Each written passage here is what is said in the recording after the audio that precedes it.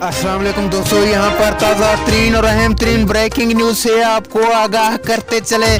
कराची समंदर से तो तूफानात की खतरात टल गए, लेकिन ये ईरान से समंदर में जा टकराए।